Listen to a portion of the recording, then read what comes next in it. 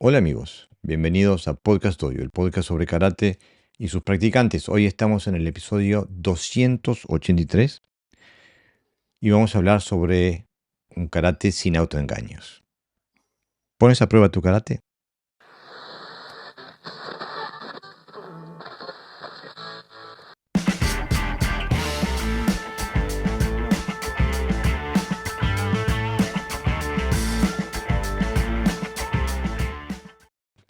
Como siempre, para ayudarme en la tarea, tengo a José Navarro Sensei. Bienvenido, Sensei. Hola, Jorge.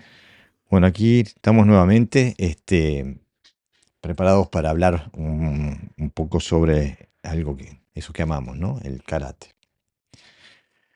Pero antes de empezar, quisiera decirte que vamos a tomar unas vacaciones aquí en Podcast Dojo y este es el último podcast que publicaremos y volvemos el sábado 19 de julio. El sábado 19 de julio estaremos nuevamente al aire. Todo el mundo necesita descansar, ¿no, Pepe? Sí, claro, tengo familia, afortunadamente. Entonces hay que darle un poquito de espacio a ellos también. Y antes de empezar, te digo que si te gusta nuestro contenido, que le des un me gusta y que te suscribas a nuestro canal, que eso le gusta al algoritmo. Bueno, vamos a hablar sobre el karate sin autoengaño. Suena un poquito, eh, no sé, violento hablar de un karate con autoengaños, ¿no? Y, ¿Y por qué decidimos hablar sobre el autoengaño, la posibilidad de autoengaño que hay dentro del karate? Y lo vamos a empezar, tenemos dos perspectivas que queremos tratar, que es justamente la de ver la práctica en solitario que se hace en el karate y después enfocar la práctica del kumite que se hace en el karate, ¿no? Eh, y bueno, en principio lo que me interesaría explorar, Pepe, es la práctica en solitario versus la práctica en parejas, ¿no? ¿Cuál es el papel que juega la práctica en solitario? ¿Cuál es el papel que juega o debería jugar la práctica en parejas? Los distintos niveles y los distintos objetivos con esos entrenamientos. ¿Y cuál es la realidad del entrenamiento del karate tradicional y el karate moderno? ¿Qué te parece, Pepe?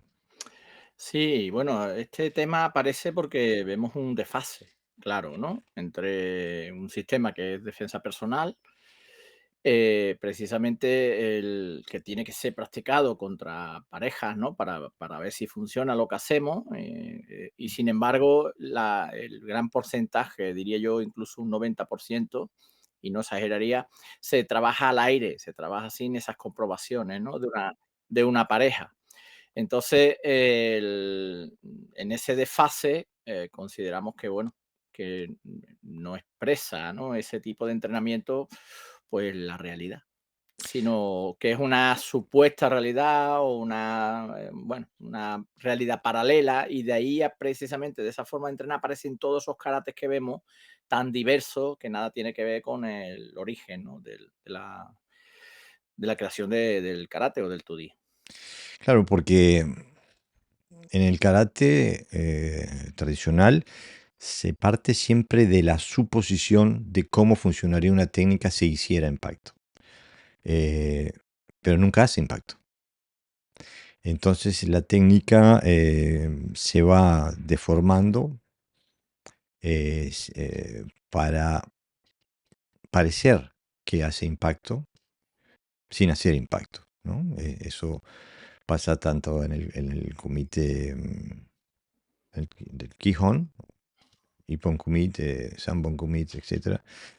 Y pasa también en el Jiai kumite, que se usa tanto en el karate deportivo como en el karate tradicional, donde se marca la técnica y eso está todo bien. El problema es cuando se cree que eso te prepara para pegar.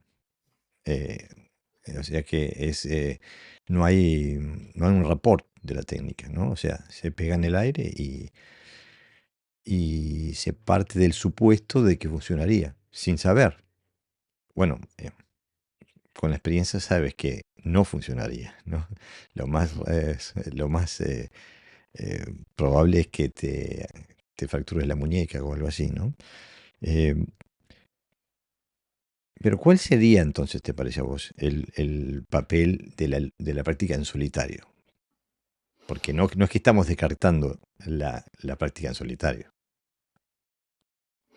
La práctica ancestral sirve, bueno, para corregir errores a nivel técnico, a nivel estructurales, ¿no? Para trabajar con patrones, bueno, con un ritmo diferente a lo que sea trabajar yo por pareja.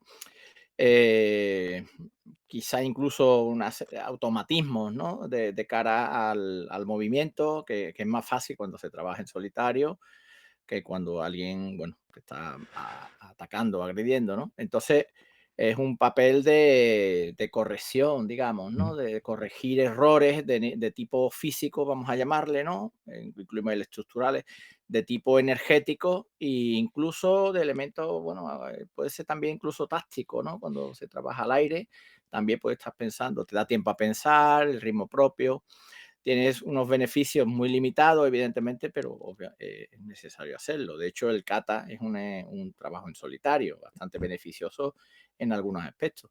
El problema, como tú bien decías, es cuando pensamos que hacerlo solo implica que te da las habilidades para luego poder aplicar eso que contra algún oponente, ¿no? Contra alguien que se opone, contra un adversario o un enemigo, ni hablemos, ¿no? Claro, justamente la gran, el gran autoengaño del karate hoy es estar absolutamente convencido de que la práctica en solitario, más la práctica del kumite tradicional, los preparan para la autodefensa. Ese es el gran autoengaño. Mm. Y es un autoengaño siempre y cuando te definas como un arte marcial. Ahora, si te definís como una forma de vida o un deporte, está, no hay problema. Pero hablar de arte marcial y de defensa personal y tener estas metodologías de entrenamiento te descalifica totalmente. Es como, es como estar dando clases de natación sin tener una piscina donde la gente no se pueda mojar. Y suena una ridiculez cuando lo digo, pero es de facto lo que está pasando en nuestro mundo del karate. Es que yo veo un problema de enfoque, ¿no? De contextualizar lo que hacemos, algo muy, muy importante, ¿no? El contexto. Hoy en la clase con los compañeros me decían, y cuando les explicaba, ¿no? Las aplicaciones, decía, qué importante, ¿no? Es saber esto, mi kata mejora, ¿no? No tengo que estar imaginando, sino que está ahí presente ya esa experiencia, ¿no? Pero hay un cambio de mentalidad en la gente que practica, de ahí el título, ¿no? Mm, Si es un autoengaño, porque, por ejemplo, he escuchado un vídeo, un sensei, eh, que decía, hay gente que no mejora su kata, no es capaz de mejorar su kata cuando trabajo porque no trabaja las bases técnicas. mm, Es decir, él cree que mejorando las técnicas va a mejorar el kata, pero claro, no está pensando en la defensa personal, está pensando en la estética, claro. la coreografía, ¿no? Que sea bonita, que sea visible para las razones que sea, ¿no? X, en este caso competir, supongo. Sin embargo, nuestra forma de pensar es diferente. El kata no se mejora si no comprendes para qué sirve cada cosa que haces, ¿no? Entonces, cuando a alguien no le mejora el kata y trabaja la técnica básica, luego lo que hace es embellecer el kata, ¿no? Siempre embellecer entre comillas.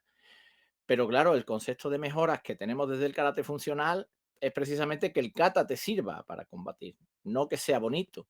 Entonces, claro, si tú tienes esa idea de la práctica, pues lo que ocurre es que crea una metodología alrededor para que favorezca ese tipo de ideas, ¿no? Dentro del karate. Y que no está contrastada con la realidad, simplemente con una forma de realidad que se hace en una competición en un momento dado y si gana, se supone que como has ganado, es igual como que saca el cinturón, ¿no? Como ya eres cinturón negro, ya ya sabes pelear. Es Como invencible.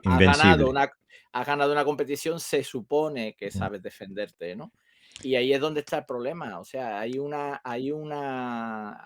autoengaño, porque no Exactamente. sometes a tu karate a la realidad, pero bajo tu visión sí lo estás sometiendo a la realidad, ¿no? Que es más preocupante todavía, o sea, porque la falla cognitiva, o sea, el sesgo cognitivo es mayor aún, ¿no?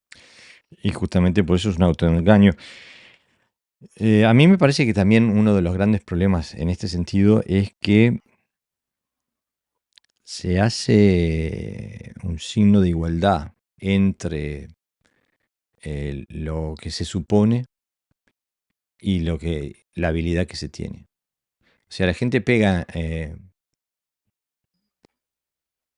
al aire con toda su alma y supone que ese golpe tendrá efecto. Lo que no se da cuenta es que para pegar con toda su alma al aire, todo el empuje que le puso lo tiene que frenar, si no se rompe la articulación.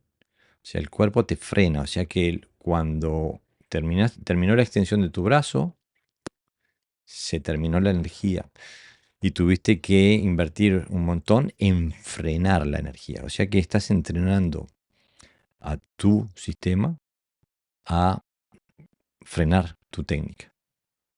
Por eso para mí el hecho de entrenar al aire es contraproductivo, porque te enseña a frenar la técnica, o sea que te enseña a pegar, bueno, te enseña a no pegar, a no poder transmitir energía sobre el cuerpo del oponente.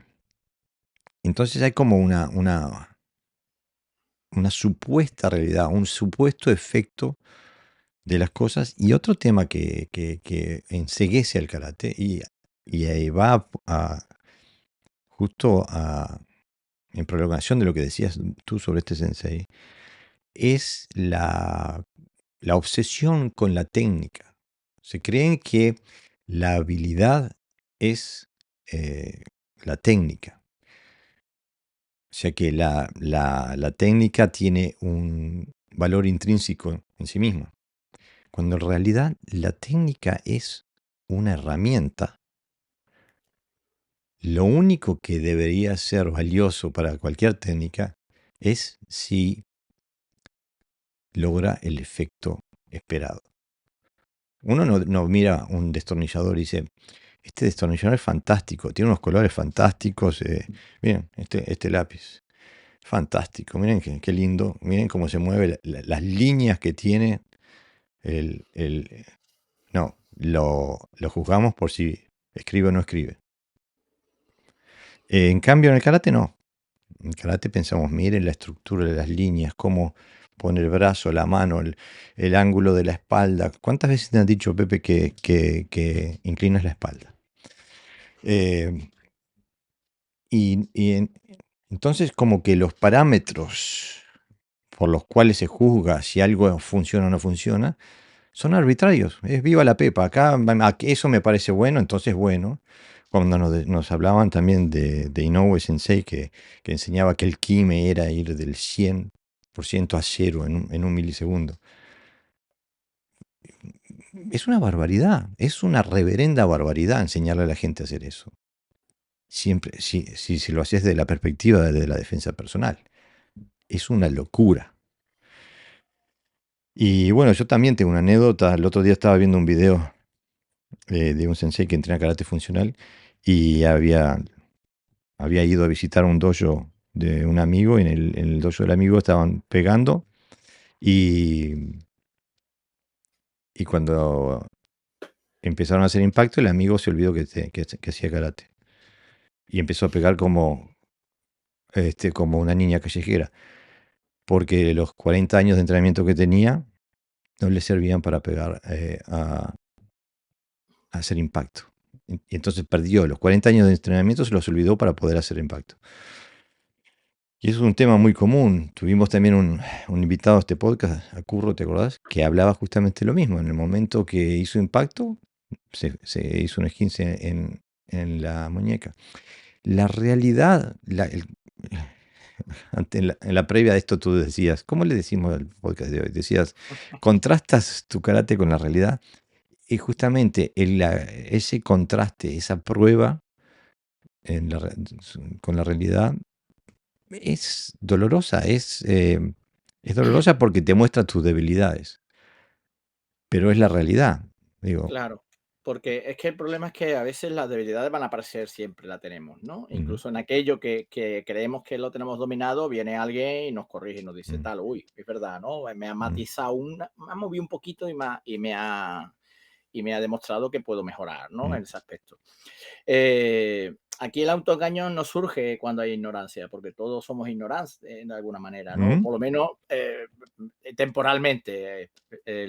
Cuando la práctica, yo creo que la práctica te lleva, si es una práctica razonada y lógica. Hoy estaba leyendo el concepto de lógica, ¿no? Porque quiero escribir un artículo, ¿no? Y era todo muy lógico, quiero decir, es muy fácil de comprender lo que Valga yo la intento hacer, redundancia. pero a veces muy difícil de aplicar, ¿no? En aquellas cosas que no usa la lógica. Entonces, ¿dónde surge el autoengaño? El autoengaño surge cuando te viene alguien al dojo que lleva 50 años practicando, si no más, eh, que cuando hacemos impacto, resulta que no impacta, Mm, ni siquiera usa el jiquite famoso, o sea, el brazo cae abajo para pegar porque se concentra en la mano de adelante. ujú, Y cuando era tan obvio que no pega, entonces dice no, porque, o sea, coge como uno de los patrones fundamentales del karate, ¿no? ujú, Por lo menos del karate moderno o después del ti, que es la cadera. O sea, que no, es que como estoy moviendo la cadera, no pego fuerte, pero es lo contrario a lo que vosotros decís, ¿no? Vosotros decís que la cadera se mueve y entonces pega fuerte. mm. Y entonces hay una serie de argumentos, de contraargumentos que usa para sostener Lo que insostenible. de sus debilidades no Mm. son tales, sino que como él hace otro estilo, ¿no? Y yo decía, ¿qué proceso está pasando por ese cerebro que es incapaz? O sea, prefiere autoengañarse a ver la realidad, que la realidad se le está imponiendo. No sabes pegar, no sabes pegar. Y no tiene Y nada que ver si con el estilo. Todos los y no estilos tiene tendrían que no, saber no, pegar. en este caso es que es un estilo, bueno, hablo del Shotokai, que se relaje un poco lo del Shotokan, que esta vez no estamos hablando de ello. Hablo del Shotokai donde la idea de profundidad y prácticamente que el Suki bien hecho te atraviesa, ¿no? Y Claro, resulta que es que una guantilla, porque ni siquiera teníamos los PAO, una guantilla que te ponen así, porque nosotros usamos las guantillas como PAO, es decir, para seguro. no tener que ir cambiando, ¿no? Tener una guantilla buena y entonces yo pongo las manos y ahora le toca al otro, no tenemos que estar constantemente cambiando. O sea, ninguno de los elementos que trabaja ese estilo lo estaba usando. La cadera no le servía para sumar energía Mm, porque lo estaba roto. Los segmentos estaban cada uno por su lado. Luego, la penetración, no puedes golpear a algo, a un objeto duro, penetrando porque hay una resistencia y entonces empujas, no hay velocidad. Bueno, todos aquellos elementos, ¿Pegaba todo con aquello, con este puño en vez de con este puño también? bueno, en este caso no estaba pegando con el Nakadaka porque tenía guantillas puestas, pero no estaba pegando con los dos nudillos. Es Mm, decir, la línea del codo, por ejemplo, desajustada, no sé qué. Y digo, pero el otro hombre que tú citabas, que después de 40 años se salía del karate, por lo menos se salió y lo intentó hacer, ¿no? claro. Pero este no, este era dogmatismo puro, ¿no? Mm. Y duro. Y entonces tú dices, ¿por qué ese autoengaño? Pues eso es algo que cada uno se tendrá que plantear, ¿no? A mí, por ejemplo, no me molesta que tener defectos. Yo soy una persona que nació ya con defectos, entonces cuando mis defectos se ven claros, pues vale, pues los intento cambiar y punto. O sea, no intento cambiar la realidad, pero no es lo común. Y eso, Claro, y por eso el karate está parado hace mucho tiempo. pero ver los defectos, mejor dicho, ver los errores como defectos es erróneo. Yo, por ejemplo, a mí me encanta hacer todo tipo de ejercicios en pareja, desde el Insho Shintai, el Kakie, hasta el sparring y eso, pero mi metodología siempre cuando descubro un error, intento provocar a mi compañero de entrenamiento para que cree nuevamente esa misma situación, para que yo pueda reprogramar mis patrones de reacción. Entonces, eso en vez de haber sido un defecto, un error, fue simplemente una, una expansión de mi conciencia en donde estaba ciega mi conciencia. Tenía un lapso, no lo veía. Y este compañero con esta presión me hizo ver, acá tengo un lapso en mi Ujú. conciencia y estoy reaccionando mal. Entonces intento repetirlo para poder eh, cambiar mis patrones de reacción, ¿no? Porque tú trabajas con parejas. Es decir, Mm, cuando se trabaja con pareja no significa solo que se trabaje con otros, sino que la metodología de pareja también varíe. Pero si yo, por ejemplo, te estoy haciendo un movimiento y tú me estás diciendo no me estás atacando bien porque mm, la técnica no es correcta, entonces aunque estés trabajando por pareja, no estás trabajando por pareja, ajá, porque los patrones de comportamiento físico son erróneos, ¿no? Entonces, ¿qué es lo que le pasaba a este hombre? Él no daba golpe, pero lo interpretaba desde la visión de la técnica. mm. La Cuando técnica, siempre. la técnica, ¿no? Entonces, sin embargo, en las artes de combate, que por lo menos la que yo practico, uno se sube a boxear, no se sube a pelear, y Ujú, entonces en ese proceso de intercambio, si a lo mejor te hacen pim, pam, pum, se para y te dice, ¿qué ha pasado? Una vez la distancia, no te has cubierto, mm. has atacado descoordinado, has atacado descubriéndote, se analiza y ya sabe que cuando te bajes vas a tener que practicar eso Claro, para justamente. corregirte. Pero nadie se pone en el ring, no, pero mi técnica ha sido perfecta porque yo tenía el brazo extendido, si le llega a dar, lo tumbo. Si Y, le a- llega y a se, dar. si le llega a dar, o se crea una especie de teoría auxiliar, ¿no? Para salvar no sé qué exactamente, porque después cuando te subas te van a volver a dar. Entonces, a veces incluso en karate, aunque se trabaje por pareja, no se trabaja bien por pareja. No sé si me explico. Sí, sí, porque se trabaja desde Desde una visión, de una perspectiva de la técnica en vez del resultado. claro. Y justamente, bueno, eso es una de las grandes ventajas del entrenar en parejas, con una buena metodología, es que te permite desarrollar habilidades específicas Ujú. que solamente las puedes desarrollar cuando estás trabajando con otro, este, que trabajar solo no te permite, ¿no? Trabajar con la distancia, el timing. Yo siempre me río cuando la gente dice, no, porque el kata te ayuda a desarrollar timing. Mm, Digo, no. El timing es la relación del tiempo entre dos cuerpos, tu cuerpo y y el del oponente. Este, si no hay eso, no hay timing. Habrá coordinación interna, todo lo que quieras, pero timing, y el timing lo puedes aprender o lo puedes desarrollar o entrenar solamente en relación con otro. Porque el timing también está mal interpretado, Jorge, lo interpretas desde una sola técnica. O Claro, sea, si tú me lanzas y yo me logro anticipar o quitar, entonces eso es timing. Pero recordemos que nadie te va a atacar una vez y ya no te va a volver a atacar, te va a atacar varias veces. Con lo cual, el timing tiene que ser un timing vivo, ¿no? Y eso no te lo da ni el kata ni te lo da en los ejercicios de Quijón al aire, te lo da pues los ejercicios por pareja, ¿no? Porque te va cambiando los timings. Entonces tú controlas el timing cuando eres capaz de adaptarte, ¿no? A los claro. diferentes tiempos y salvarte, ¿no? Pero eso nos lleva al siguiente punto de por qué trabajar en parejas es superior al trabajar en solitario. Y es que justamente entrenando en parejas con una metodología funcional, donde estés trabajando en situaciones tácticas, eh, donde estés trabajando tengas un entrenamiento situacional. O sea, que trabajes en las situaciones que son comunes en los altercados físicos, ¿no? En la violencia física. En vez de estar entrenando, bueno, técnicas de Kihon o lo que sea, ese tipo de ajuste a la realidad, eh, trabajar en un contexto como mínimo técnico que se ajuste a la realidad, te da muchísimo más valor que el estar haciendo kata o Kihon al aire solo, ¿la verdad? Evidentemente. La, bueno, te somete a la realidad, ¿no? Si fallas, pues se ve, si aciertas, se ve.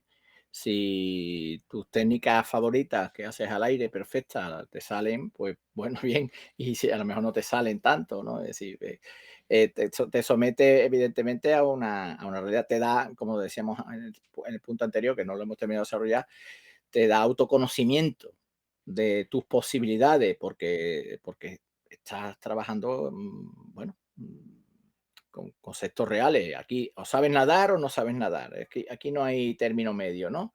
Todo lo que haces al aire, bien, está bien, pero a la hora de aplicarlo, si está bien entrenado, te saldrá y si no, pues no te saldrá.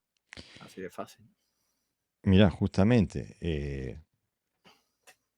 lo que se puede decir es esto.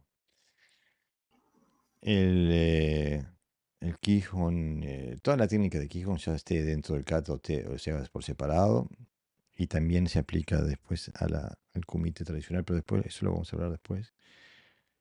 Y se aplica también al kumite deportivo, que también lo vamos a hablar después.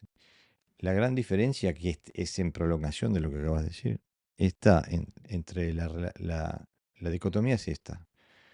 ¿Es un karate subjetivo o un karate objetivo?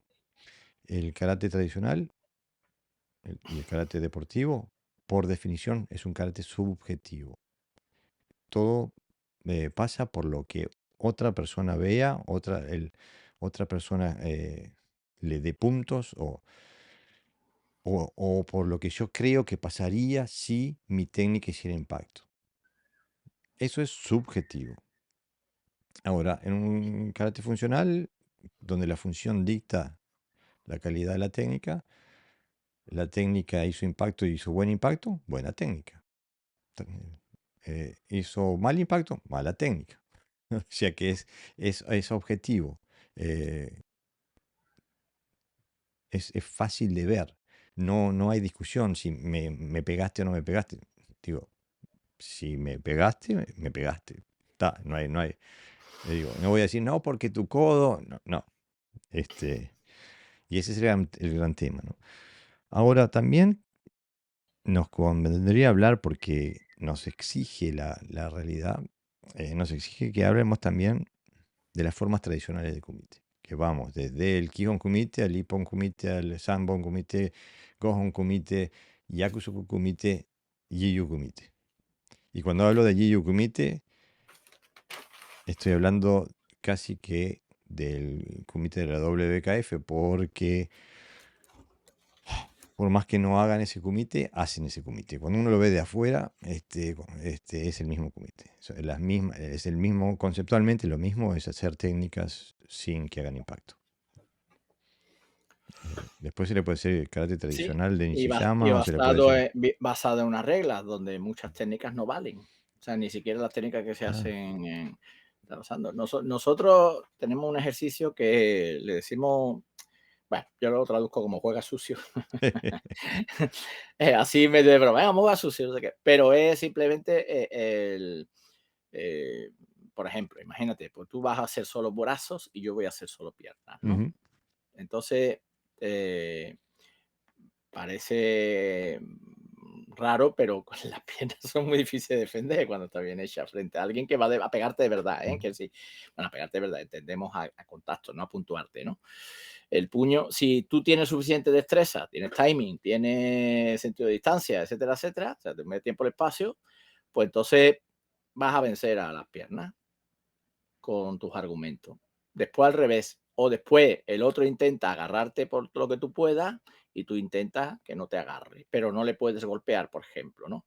Pero luego tú intentas agarrar al otro para tumbarlo, pero no puedes ir de cualquier manera porque el otro te puede contraatacar, ¿no? ujú, Es decir, de esa manera uno observa sus fortalezas y sus debilidades, ¿no? A lo mejor te cree que eres muy bueno de puño, pero resulta que a lo mejor no lo eres tanto, ¿no?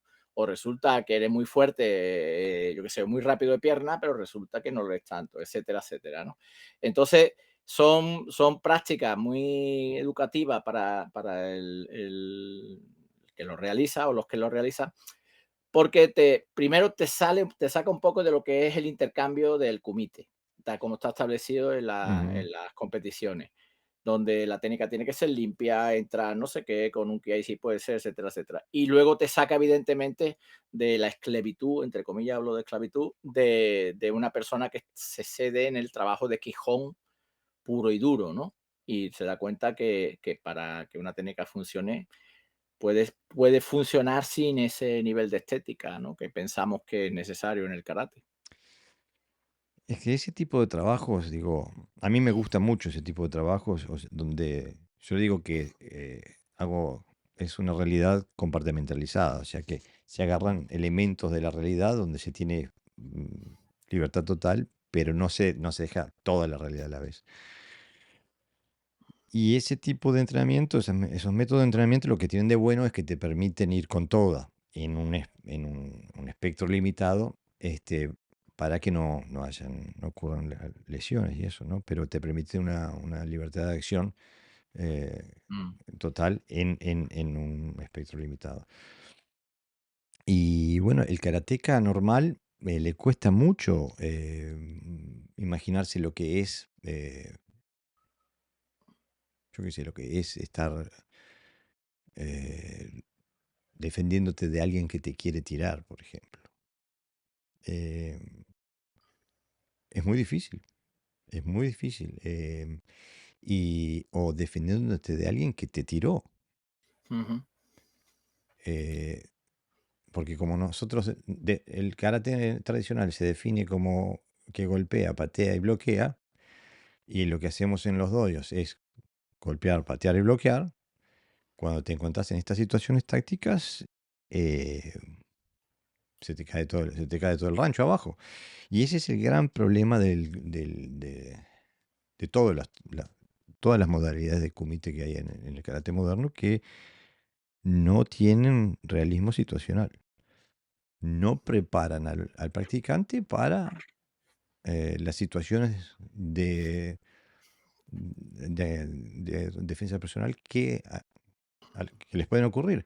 Digo, uno ve, por ejemplo, los ejércitos. Los ejércitos, digo, cuando están de maniobras, justamente el objetivo de maniobras es entrenar las situaciones con las cuales se van a encontrar, de navegación, de terreno, de clima, yo qué sé, de la coordinación entre las unidades, todo eso, qué es lo que necesitan para poder combatir. Son todas las habilidades que necesita un ejército para poder combatir. claro, No hacen otra cosa. No salen a practicar otra cosa que los prepare para esta cosa. No. Quieren prepararse para poder maniobrar. Entonces tienen que prepararse para eso, las comunicaciones, las trincheras, el equipo, todo lo que tiene que ver con esa situación en la que se van a enfrentar. En cambio, en el karate no. En el karate te dicen, pum, pum. Cuando confrontas con la realidad te dicen, no, pero esto es una preparación, esto es básico. Después viene lo avanzado. Pero el problema es cuando ves a los décimos danes haciendo lo mismo que hacía el cinturón blanco. Digo, ¿cuándo trascendes? ¿Cuántas décadas de entrenamiento necesitas antes de empezar a hacer lo que tendrías que haber empezado a hacer casi que desde el principio? Trabajar de forma seria, desde una perspectiva técnica, pero también desde una perspectiva táctica. Que ese es uno de los grandes problemas que tenemos nosotros dos con el carácter de ahora, Pepe, es que nosotros no supeditamos la técnica a algo intrínseco, la supeditamos a la función. Un martillo tiene que poder golpear y un destornillador tiene que poder atornillar, digo, es así. Y también otra cosa que va en prolongación de esto es la miopía táctica. En el karate no se habla nunca de táctica, ni se sabe lo que es táctica. Yo recuerdo que de estar durante la pandemia en una conferencia internacional con 40 karatecas y tuve que explicar lo que es táctica. Y el más chiquito tenía octavo dan. Digo, no entiendo cómo se puede trabajar. Incluso, quiero decir, que había estado el seleccionador de un país que no supo definir táctica. Yo no entiendo, ¿cómo puedes trabajar con deporte de combate sin hablar de táctica? sin comprender lo que es la táctica, los elementos tácticos.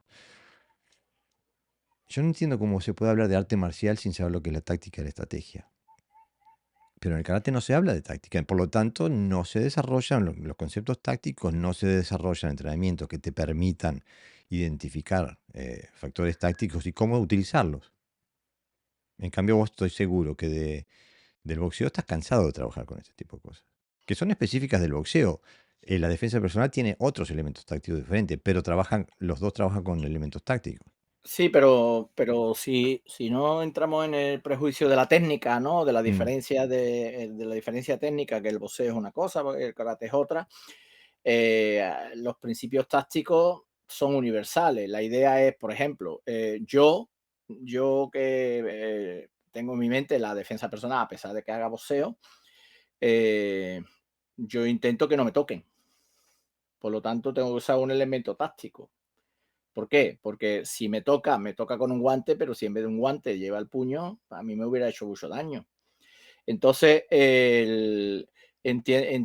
intento que no esté en distancia superior a la mía, o sea, siempre en distancia que yo domine. En el karate tenemos las piernas y tenemos los brazos y también tenemos agarres, etcétera, y en el boxeo no.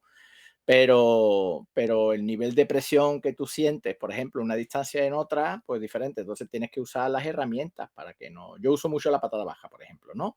A la zona de la rodilla, que no hace falta romper, es que nosotros todo lo llevamos a la exageración, rompe madera, rompe tablas, rompe rodillas, no, no, no, con que tú le pegues varias veces un poquito en la pierna ya tienes un elemento táctico, se está usando una herramienta para evitar que el otro tome la iniciativa, ¿no? Por ejemplo. Entonces, el concepto, digamos, táctico no varía, lo que sí varía es el contexto. sí, Aparte que, el boxeo se acerca mucho más a la realidad, digamos, de lo que sería una agresión física en la calle, con lo cual necesita de los elementos tácticos para vencer o no ser vencido.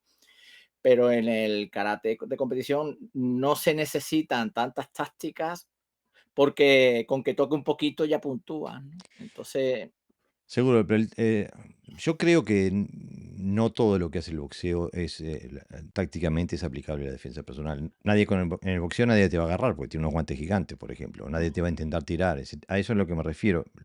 Para mí lo que es importante es que el boxeo trabaja con elementos tácticos. sí, Si sí. trabajas con elementos tácticos, estés en el contexto que estés, vas a buscar elementos tácticos. Si no tienes elementos tácticos, no los vas a buscar.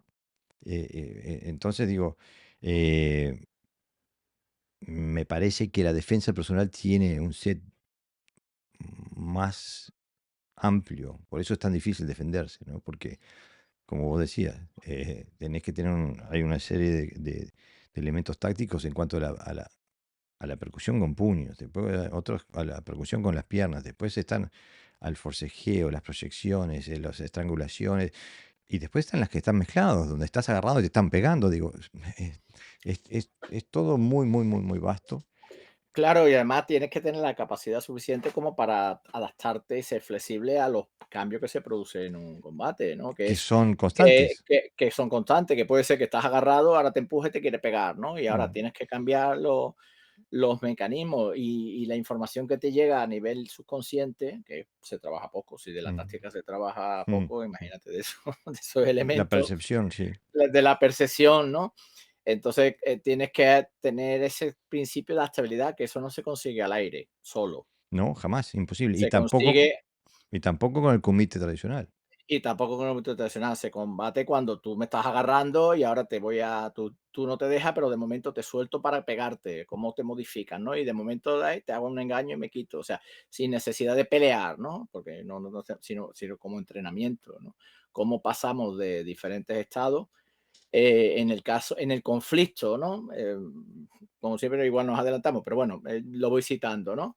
Cuando hablamos de la colaboración o de la oposición, por ejemplo, ¿no? Ujú, Entonces, mientras que el Tui Show o el Kake o el Incho Shintai que nosotros hacemos es un principio relajado de adaptarse, ¿no? mm. Dentro de un modelo de colaboración, este tipo de ejercicio sería cómo te adaptas o cómo eres flexible ante la oposición, ¿no?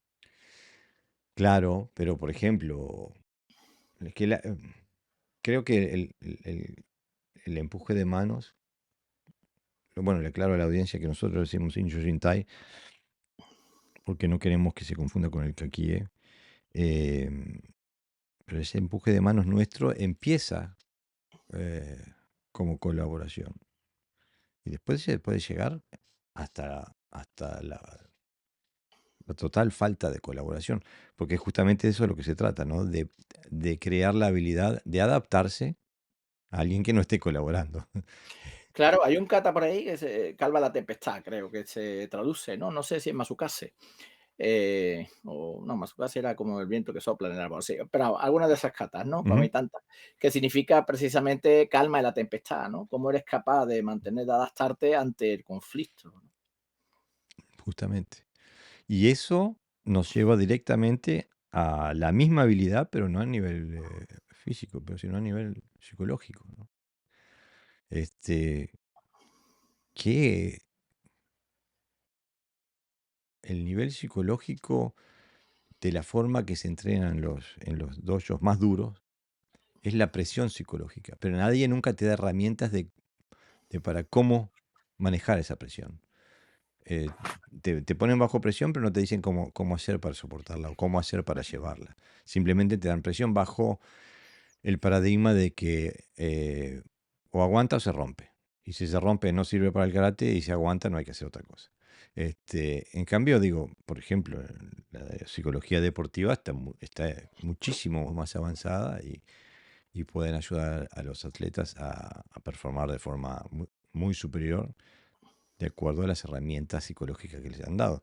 Eh, en el karate no se hace en absoluto un trabajo psicológico o emocional o como se le quiera decir, lo cual tampoco te prepara para la violencia real, ¿no?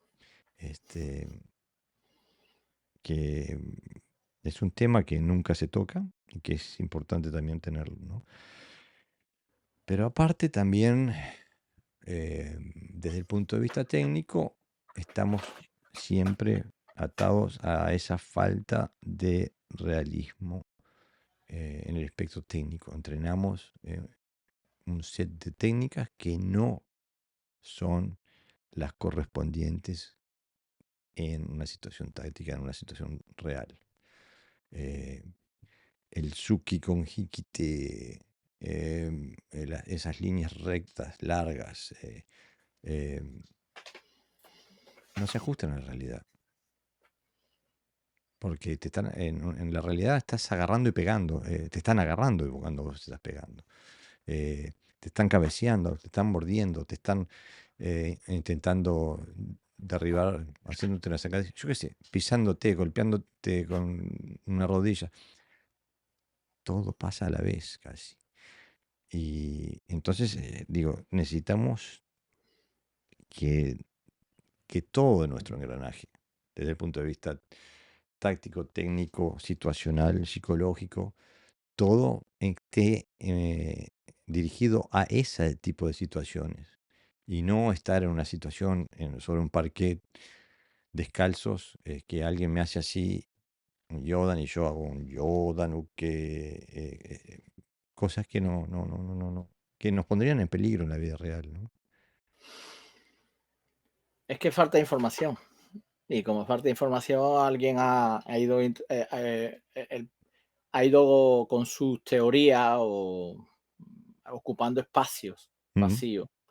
Y esa información que falta es muy importante, es la clave, ¿no? Entonces, eh, a una GEU que se le llama defensa alta y es o sea, siempre que te viene un puño ahí, haces ageuke. Cuando haces básico, haces karate japonés o karate normalizado, haces ageuke yakosuki y cuando dice ahora defensa personal, pues ahora tú me haces un oizuki, yo te hago ageuke, te doy un yakosuki. Tú sigues igual, porque parece ser que el Yakuzuki no ha hecho el suficiente efecto, tú sigues igual así, te agarro el brazo, te lo rompo, te doy 2 giros, un tirabuzón, te tiro al suelo y te doy un sundome, un golpe definitivo, ¿vale? Y luego me retiro y hago un kiai, por ejemplo, ¿no? Entonces, claro, está haciendo lo mismo, pero como le mete más parafernalia, pues a eso le llaman defensa personal, ¿no? Entonces, Justamente a eso le a mí, llaman defensa personal. defensa personal, a mí me dijo una vez un compañero, ¿no? Y entonces, ¿qué sería la defensa personal? Digo, pues que tú no me ataques, o sea, que no llegues a hacerme el Izuki para que yo no te tenga que hacer una Gebuki, ¿no? Por ejemplo, ¿no? Entonces, quiero decir, si tu técnica es superior a la mía, entonces no es defensa personal. Yo tengo que anular tu capacidad de tu fortaleza, digamos, ¿no? Entonces, ellos interpretan que el Quijón más elaborado, Es defensa personal. que es de las catas superiores, ahí es defensa personal, ¿no? Y es al revés, la simpleza es la defensa personal. Y la simpleza no está en los Quijones, porque los Quijones están diseñados para otra cosa. Y lo extraño es que todas las defensas son contra Oizuki. Tú ves cuando se hacen exhibiciones de karate, se hacen, uno viene, yo le hago un chuto, le voy a dar un yokogeri, el otro se quita, da una vuelta, Sí. a un salto, yo me agacho, me agarra, y al final termina como, va como increciendo, ¿no? Como la música clásica, ¿no? Y, hasta que explota, ¿no? O un buen cantante de lírica, ¿no? Que su voz pues esto igual, ¿no? Va como increciendo, increciendo, increciendo, increciendo, hasta ¡boom! Explota, ¿no? Y entonces eso es defensa personal, ¿no? Y se trabaja bajo esos parámetros. Por eso yo vuelvo a pensar que es que no se dan cuenta, porque si se dieran cuenta el autoengaño sería tremendo, ¿no? Es que es un autoengaño que trasciende generaciones. Mira, eh, para el episodio pasado, uno de los comentarios que nos llegó me pareció genial y que toca varios de los puntos de que estamos hablando sobre la falta de información o la información ancestral a la que se acude, ¿no? Dice, el comentario lo hace Alain Verón 1982. Dice, las excusas clásicas de los sensei ortodoxos cuando se los cuestiona. Todavía no estás listo para entenderlo. Traducción, no tengo cómo justificarlo, así que te hago sentir inferior para que te calles. 2. Es un método pedagógico, no es la aplicación real. Traducción, sé que no funciona, pero necesito una excusa elegante para seguir enseñándolo. 3. Con los años lo vas a comprender. Traducción, repítelo sin pensar hasta que te resignes o te autoconvenzas de que algo tiene sentido. 4. Así se hace en Japón. Traducción. No tengo argumento técnico, así que me escudo en la cultura japonesa como si fuera infalible. 5. Así me lo enseñó mi maestro y él lo aprendió en la sede central. Traducción. Estoy repitiendo sin cuestionar porque eso me da autoridad y pertenencia. 6. Tienes que confiar en el proceso. Traducción. No me pidas explicaciones ni resultados, solo obedece y no rompas la armonía del dojo. 7. No todo en el karate es para usarse en combate, también tiene una parte filosófica. Traducción. Cuando no funciona, lo convierto en arte espiritual para que no parezca inútil. 8. El bunkai es simbólico, no literal. Traducción. Es una coreografía bonita, pero como no sirve, la justifico como poesía marcial. 9. En los torneos se ve lo que vale la técnica. Traducción. Aunque el torneo no tiene agarres, contacto pleno ni presión real, lo uso de referencia igual. Y número 10. No cuestiones tanto, eso es ego. Traducción. Pensar por vos mismo es una amenaza al sistema, así que te hago sentir culpable por hacerlo. Me parece que le da perfecto, le da con un caño, pero dice todas las verdades que venimos diciendo. Gracias, Alan, por tan excelente comentario. Este, y eso resume la cultura muchas veces del karate de hoy, que impide al salirse de esa horma. Si no, bueno, todo el mundo estaría haciendo un karate funcional. Pero otro de los temas concretos que tiene el karate tradicional es justamente un tema que lo hemos hablado varias veces, es de la inefectividad de las técnicas defensivas, ¿no? O sea, que habla de técnicas defensivas cuando las que te enseña son realmente inaplicables e inefectivas. Digo, si alguien te tira un golpe, un puñetazo a la cara y tú reaccionas haciendo así, te van a quebrar 5 costillas un milisegundo después, porque va a ser pam pam, el 1 2 que es la técnica más fácil y más efectiva de todas, y te noquearon o te quebraron una costilla, digo. Y igual sigue el autoengaño de que eso realmente es una defensa, ¿no? Eh, y que dependen, cuando uno ve el Bunkai, dependen absolutamente de la cooperación y de la bondad del atacante, ¿no, Pepe? Evidentemente, porque es un quijón, no es una técnica defensiva. Claro, Y entonces, si fuera una técnica defensiva, no dependería mucho de la habilidad del otro, sino de tu destreza. Entonces, por la forma, la estructura, los tiempos, los ritmos, la táctica, todos aquellos elementos que vemos que faltan, pues solo puede ser defendida en el contexto del Quijón. Yo te ataco un Oizuki, pum, te ataco un Tesui, pum, y hago esto, ¿no? Y ahí se queda, ¿eh? Ahí se queda. Una defensa es pasar una agresión, bueno, o sea, de un estado de inferioridad aparente a un estado de superioridad, ¿no? claro. Cuando tú eres capaz de pasar de estar prácticamente invadido a invadir, entonces sí se puede considerar que sea una defensa efectiva. Si acabas metiéndote gol, la defensa no es muy buena, por mucho que tú le llames defensa. Entonces, el concepto es lo que falta. De nuevo volvemos a la técnica. Como no sé lo que es y no es el ataque clásico que todo el mundo conoce, que son los puñetazos y las patadas, por lo tanto tiene que ser una defensa.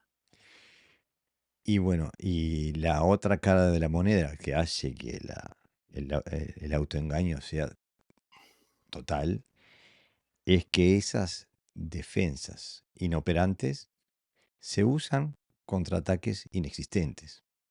Entonces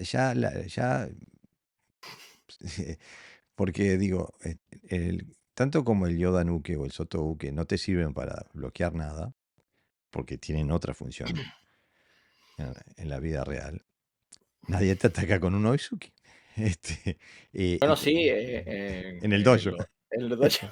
En los bunkai de los maestros de décimo dan, eh, donde te muestran los bunkai de los katas avanzados y son todos contra Oizuki. Todas las técnicas de todo el kata son contra Oizuki.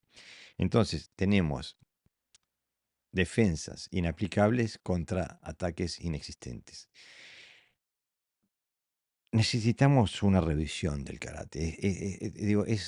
Necesitamos una profunda revisión del karate ya, hoy, porque como el arte de Matsumura o de Motobu, de esta gente que ponía la carne en el asador, que sabían lo que hacían porque lo probaban, porque lo habían probado mil y una vez en la práctica, cómo ha devenido en un sistema que entrena defensas inaplicables contra ataques inexistentes. Eh, y creo que el gran tema, que es lo que el otro día en Facebook estaba hablando intercambiando ideas o opiniones con otro sensei y le decía que justamente la razón por la cual yo no pertenecía a una organización que me planteara estándares técnicos es justamente porque esos estándares técnicos siempre están divorciados de la realidad. Entonces no voy a dejar que nadie me marque el paso en una dirección que yo sé que es horrorosamente estúpida. O sea, es una posición que te aleja de la realidad.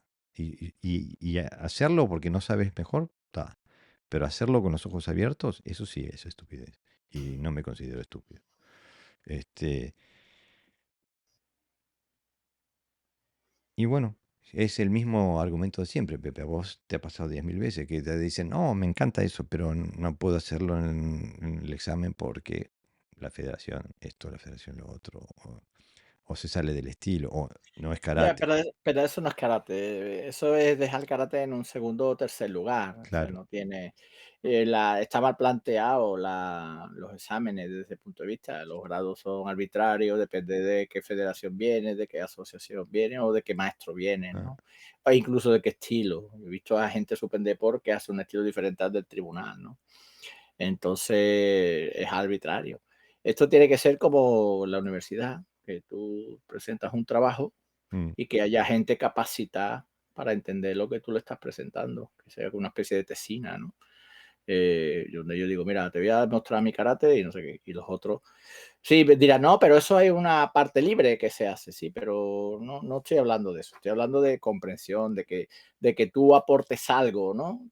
A la, bueno, a la materia, ¿no? No, no que copies una cata y pegue, ¿no? Mira, pues yo voy a hacer la misma cata que hizo tal maestro. No, no, tú tienes que presentar algo más desde el nivel de comprensión. Lo que pasa que es que los que examinan están metidos, digamos, en la misma burbuja, ¿no? Entonces, los exámenes son como requisitos para sacar cinturones. Eso no, no son los exámenes de karate, sobre todo los grados altos, no se fundamentan en en la búsqueda del karate y de mejorar el karate, mm, ¿no? A través de estudios. Se fundamenta en ganar estatus. claro. Y entonces, claro, no importa mucho, ¿no? Porque me decía un compañero, dice, hoy el grado da igual, porque en la organización que yo estoy, ni siquiera suspende entero. Por ejemplo, si haces bien la cata, considera que haces bien la cata la prueba. Y a lo mejor Quijón te queda. Ahora, el próximo, pues hacer Quijón, lo que te han dicho que haga y apruebas, ¿no? O sea, no, no se basan en las habilidades. ¿Cómo que el cata sí y el Quijón no? Eso, ¿qué parámetros son esos de?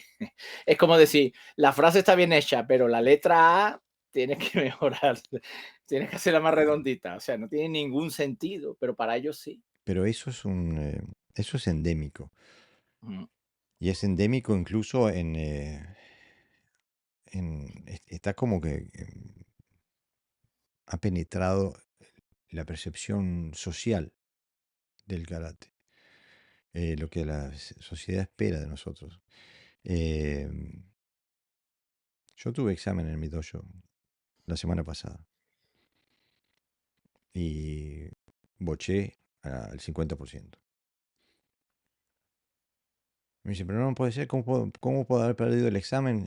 Hace 2 años que vengo entrenando así, digo, pero ¿vos crees que aprender técnicas estás ganando habilidad? Y en realidad lo que estás haciendo es seguir haciendo tu paradigma de habilidad es el mismo que cuando entraste por la puerta del dojo el primer día. Entonces, si no cambias eso, no me importa la cantidad de técnicas que tengas. No, pero que para el cinturón verde tengo que saber eso. Sí, sí. Y lo sabes, pero no lo sabes hacer. No tienes la habilidad para hacerlo. Tenés la habilidad para posicionarte.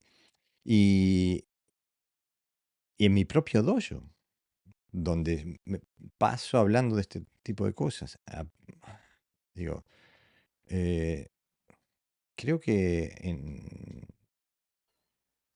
creo que los grados, la presión social que hay desde afuera sobre los grados, hacen mucho daño en los dojos. Si no tenés, si no tenés estabilidad propia, ¿no? Y también creo que a nivel de... Los grados tendrían que ser algo privado. Tendría que ser algo privado entre sensei y vos. Pero hay mucha gente que tampoco le gusta eso, ¿eh, Jorge? Porque yo he dado grados así y no le han dado valor. Es que no me ha examinado, no sé qué, no sé cuánto, no me ha puesto, tú sabes, el examen Mm, como algo que yo estoy, como un tribunal, ¿no? sí, Cuando lo estoy viendo todos los días, ¿no? Pero, por ejemplo, antiguamente había espacios particulares, por ejemplo, una universidad era un espacio propio, ¿no? De mm, conocimiento. A hoy día la gente va a sacar títulos, no claro. busca el conocimiento. Los dojos estaban un poco separados. Yo he vivido esa parte donde uno en el dojo se sentía como un mundo aparte, Mm, ¿no? Donde tú tenías que mejorar y practicar.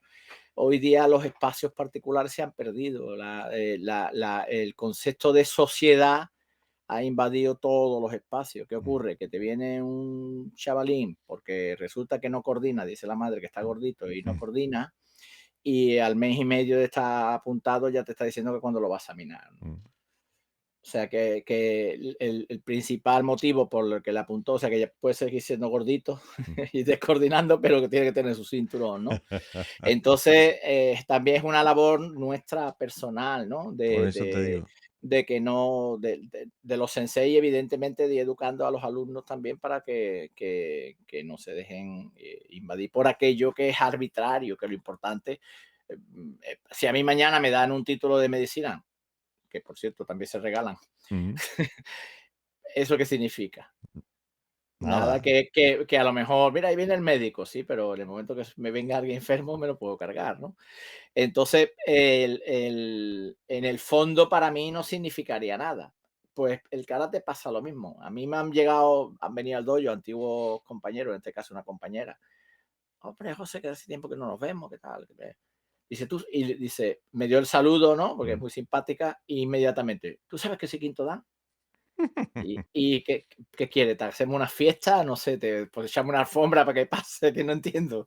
Es lo que Le tenés que decir, no se te nota.